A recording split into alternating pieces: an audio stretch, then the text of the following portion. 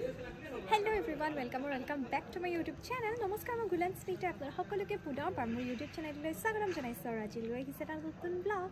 বৰ্তমান আছো মই আমাৰ স্কুল তুৰাবাহী উচ্চতৰ মাধ্যমিক বিদ্যালয় আৰু আজি হৈছে 17 জানুৱাৰী শিল্পী দিৱস। সো আমাৰ স্কুলত আজি শিল্পী দিৱস উদযাপন কৰিছে, ভাবিলো ভিডিও এটা কৰোঁ আৰু আপোনালোককো দেখুৱাও। আহকচোন তেতে বেছি পলম নকৰি ভিডিওটো ষ্টাৰ্ট কৰি দিওঁ। একাধাৰে সুৰকাৰ, গীতিকাৰ, নাট্যকাৰ আৰু কবি ৰূপকোঁৱৰ জ্যোতিপ্ৰসাদ আগৰৱালাদেৱৰ 17 জানুৱাৰীৰ দিনটোতেই মৃত্যু হৈছিল আৰু তেখেতক স্মৰণ কৰিয়ে আজিৰ এই দিনটোত শিল্পী দিৱস হিচাপে উদযাপন কৰা হয়। বেছি পলম নকৰি আজিৰ এই দিনটোনো আমাৰ স্কুলত কেনেদৰে উদযাপন কৰিলো চাওঁ আহক।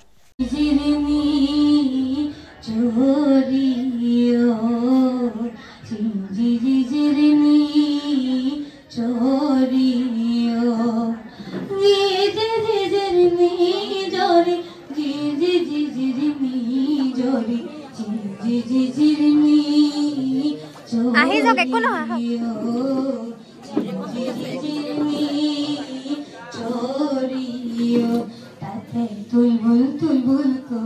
তাতে তুলবুল কৈ হালধীয়া সৰা পাতৰ নাওখনি গৈ আমাৰ মৰমে ভৰা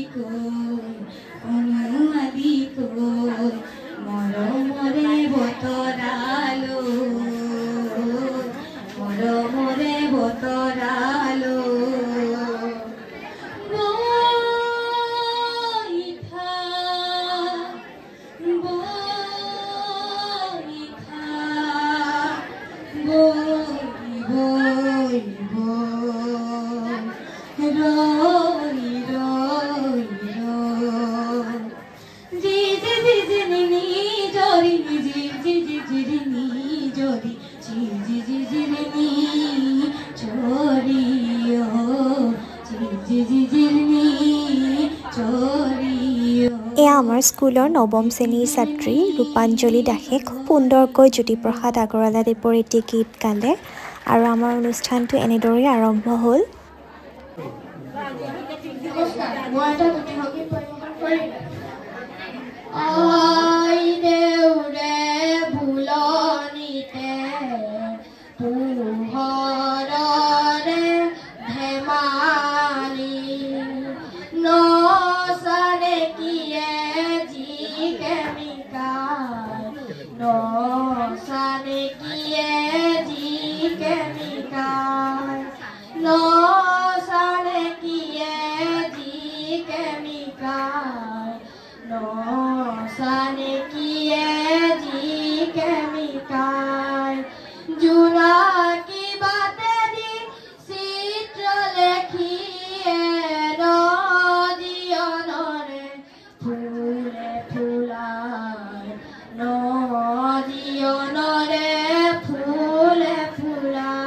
এই অনুষ্ঠানটো দেখি মোৰ একেবাৰে মোৰ স্কুলৰ দিনলৈ মনত পৰি গ'ল।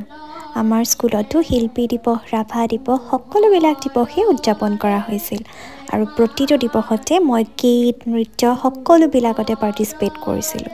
নৃত্য বুলি ক'লতে মনত পৰিলে, আহকচোন এতিয়া এটি নৃত্যই উপভোগ কৰি লওঁ।